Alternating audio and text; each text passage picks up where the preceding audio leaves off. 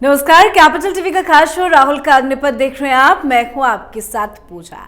राहुल गांधी की भारत जोड़ो अन्याय यात्रा एक बार फिर से पश्चिम बंगाल में एंट्री मार चुकी है। यात्रा बंगाल के मालदा जिले में पहुंची, पर मालदा में राहुल गांधी के साथ जो हुआ उसकी उम्मीद राहुल गांधी ने कभी नहीं की होगी। दरअसल यात्रा के दौरान अचानक कुछ लोगों ने राहुल गांधी की गाड़ी पर पत्थरों से हमला कर दिया। इस घटना में गाड़ी की पिछली खिड़की का शीशा चकनाचूर हो गया। जबरदस्त विरोध राहुल गांधी का मालदा में हुआ। राहत की बात यह रही कि घटना में राहुल गांधी को चोटें नहीं आई और वो सुरक्षित है। हमले के दौरान राहुल गांधी गाड़ी में आगे ही बैठे थे, बाद में फिर गाड़ी से निकलकर उनको बस में बिठाया गया। तो आखिर क्यों हुआ राहुल गांधी की गाड़ी पर हमला, किसने किया, हमले की पूरी सच्चाई आपको बताएंगे।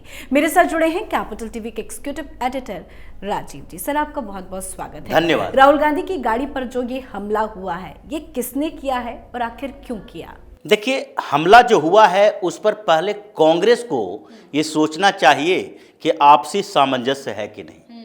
सबसे पहले कांग्रेस मांग कर रही है, मांग कुछ नेता कर रहे हैं कि इसकी संयुक्त जांच होनी चाहिए, क्योंकि कुछ परेशानियां कटिहार में भी हुई।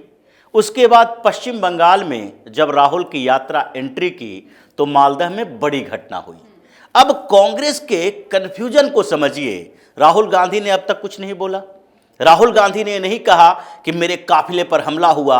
हर 10 मिनट पर ट्वीट करने वाले राहुल गांधी और कांग्रेस, एक वीडियो चला लद्दाख का चीन के सैनिकों और भारत के जो चरवाहे थे उसके बीच का विवाद, वहां के काउंसलर ने ट्वीट किया और उसके बाद पूरी कांग्रेस उसके पीछे पड़ गई। लेकिन कांग्रेस के अंदर इतनी हिम्मत नहीं है कि मालदा में जो घटना घटी है उसको लेकर सोशल मीडिया पर अलग अलग जगह पर लिखें, वो वीडियो डालें। राहुल गांधी ने भी एक सवाल नहीं उठाया, जबकि यही काम जब असम में हुआ, असम में झड़प हुई, धरना पर बैठ गए और पूरा कांग्रेस का सोशल मीडिया विंग एक्टिव हो गया। हर जगह पर, हर सोशल मीडिया प्लेटफॉर्म पे छोटे छोटे फुटेज डाले जाने लगे। ये देखिए, यहां भगवा ध्वज लिए हुए लोगों ने राहुल गांधी की यात्रा को रोक दिया। ये देखिए, यहां पर पुलिस ने बैरिकेडिंग कर दी।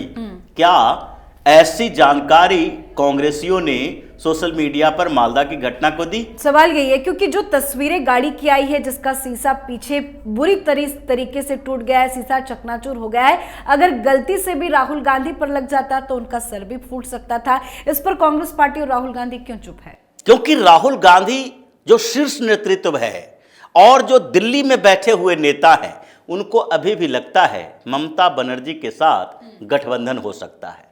तो दिल्ली के जो नेता हैं वो इसे ढकने की कोशिश कर रहे हैं कि ये कोई ऐसी घटना नहीं हुई, ये कोई पत्थर नहीं फेंका, गाड़ी के शीशे नहीं तोड़े, किसी ने हमला नहीं किया, बल्कि गलती से कुछ बच्चों ने कर दिया होगा। लेकिन अधीर रंजन चौधरी तो पूरी कहानी बता रहे हैं। लेकिन पश्चिम बंगाल में क्या है? पश्चिम बंगाल में अधीर रंजन चौधरी शुरुआती दौर से, जब गठबंधन की बात हुई थी उसके बाद से ही ममता बनर्जी के ऊपर हर बार आरोप लगाते हैं। जब पंचायत चुनाव में हिंसा हुआ उस पर भी आरोप लगाए। जब हाल फिलहाल के दिनों में वहां ईडी के ऊपर हमला हुआ, ईडी अधिकारियों को पीटा गया, मारा गया, उनके गाड़ियां जला दी गई, उस पर कांग्रेस के दिल्ली में बैठे लोग चुप थे, तो अधीर रंजन चौधरी आवाज उठा रहे थे। वो ईडी के साथ थे। पश्चिम बंगाल की सरकार ममता बनर्जी की पार्टी के खिलाफ बोल रहे थे। अब इसी तरीके से अधीर रंजन चौधरी ने जो बोला वो सच्चाई है, क्योंकि अधीर रंजन चौधरी उसी गाड़ी पर बैठे हुए थे। वो रिसीव करने आए थे राहुल गांधी के, क्योंकि वो प्रदेश अध्यक्ष भी हैं। तो इस स्तर पर अगर देखा जाए, उन्होंने साफ तौर पर कहा कि हमारी गाड़ी जा रही थी, पीछे से किसी ने पत्थर फेंके, गाड़ी के शीशे टूट गए और हम लोग थोड़े घबरा गए। हमें लगने लगा कि कहीं न कहीं से ईंट पत्थर फेंके जा रहे हैं। उसके बाद तत्काल राहुल गांधी के सिक्योरिटी वाले आ गए और सिक्योरिटी वालों ने राहुल गांधी को वहां से सुरक्षित निकाला। कटिहार में क्या हुआ? कटिहार में भी ऐसे ही भगदड़ हो गई। भगदड़ में राहुल गांधी को कार से निकालकर फिर बस में रखा गया, बस में चढ़ाया गया। अब ये पूरी घटना जो है ये पश्चिम बंगाल को लेकर है। मालदा में क्या हुआ? कांग्रेस दो तरफा घिरी हुई है क्योंकि दोहरा मानदंड कांग्रेस का है, दोहरा चरित्र है। और एक तरफ पीछे से बैकडोर से कांग्रेस के नेता चिट्ठी लिखते हैं ममता बनर्जी को, माफ कर दीजिए, किसी तरीके से 2-3 दिन रुक जाइए, राहुल गांधी को गुजरने दीजिए। जबकि पश्चिम बंगाल के जो कांग्रेस के नेता हैं वो एक के बाद एक सवाल उठाते हैं। सिर्फ हमले की बात तो नहीं है, क्योंकि हमला तो ये तय है कि टीएमसी के उन गुंडों ने किया है जो भारतीय जनता पार्टी के नेताओं पर हमला करते हैं, जो कम्युनिस्ट पार्टी के नेताओं पर हमला करते हैं। और ये जो टीएमसी के गुंडे हैं वो कम्युनिस्ट पार्टी की ही उपज है। पश्चिम बंगाल में जो सत्ता बदला, 34 सालों से संघर्ष करते हुए ममता बनर्जी ने भी कम्युनिस्टों के खिलाफ लड़ाई लड़ी। ममता बनर्जी को लगने लगा था कि कम्युनिस्ट पार्टी का जवाब कम्युनिस्ट पार्टी के तरीके से दिया जा सकता है। जब वो यूथ कांग्रेस के अध्यक्ष वहां रहती थी, उस समय भी इनके ऊपर हमला किया गया था, कम्युनिस्ट पार्टी के गुंडों ने हमला किया। तो इन्होंने क्या किया, कम्युनिस्ट पार्टी के गुंडों के खिलाफ टीएमसी के गुंडे खड़े किए। यानी कि जब कांग्रेस से बाहर निकली तो ये एग्रेसिव थी कि कम्युनिस्ट पार्टी का जवाब उसी के तरीके से दिया जा सकता है। अब अगर स्थितियां देखें पश्चिम बंगाल के अंदर, तो एक तरफ कम्युनिस्ट पार्टी का कैडर है जो एग्रेसिव है, वो भी हाथ में पत्थर, बंदूक, भाला, गड़ासा लेके खड़ा रहता है।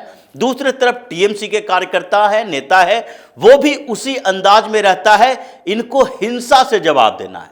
ये प्रोटेस्ट करना नहीं जानते, ये विरोध प्रदर्शन का मतलब है पत्थरबाजी करना। सीए के खिलाफ सबसे ज्यादा हिंसा पश्चिम बंगाल में फैली थी। सीए को एनआरसी से जोड़ा गया और उसके बाद ट्रेन पे पत्थरबाजी की गई।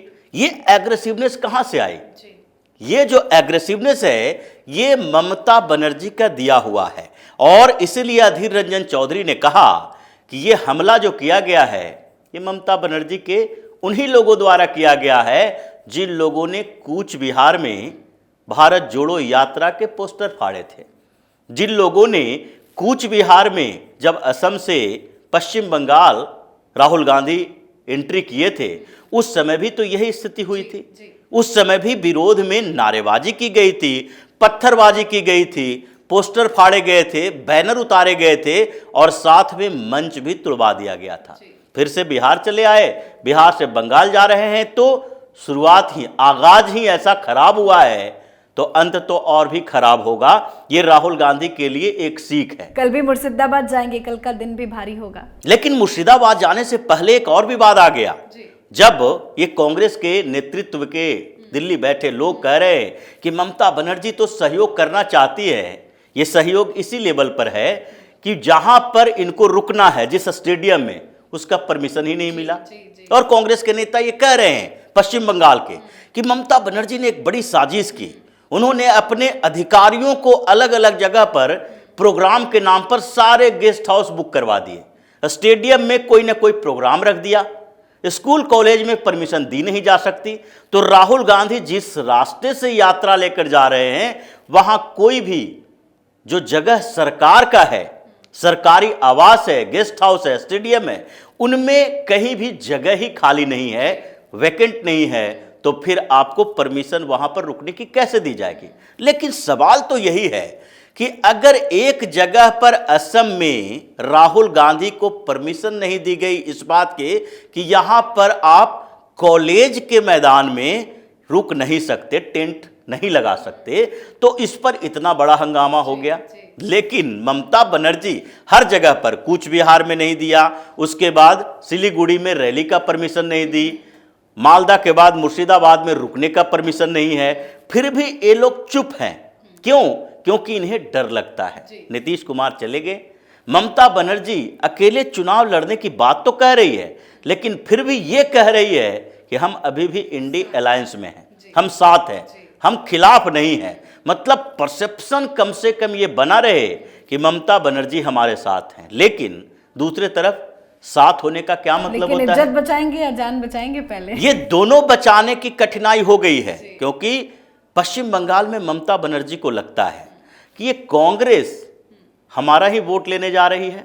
ये मुस्लिम जो कि कांग्रेस के लिए एक हॉट केक बने हुए हैं यहां पर, कि अगर राहुल गांधी गुजरेंगे उन इलाकों से, वो न्याय की बात करेंगे, सीए एनआरसी का विरोध करेंगे, वो साथ ही मुसलमानों को, अल्पसंख्यकों को अधिकार दिलाने की बात करेंगे, तो हो सकता है लोकसभा चुनाव में ये झांसे में ना आ जाए, ये सोचने लगे ये चुनाव तो केंद्र का है, ममता बनर्जी केंद्र में कुछ कर नहीं सकती, विधानसभा में इसको वोट दो, लोकसभा में राहुल गांधी को वोट दो, तो ऐसे में हमारी स्थिति खराब हो जाएगी।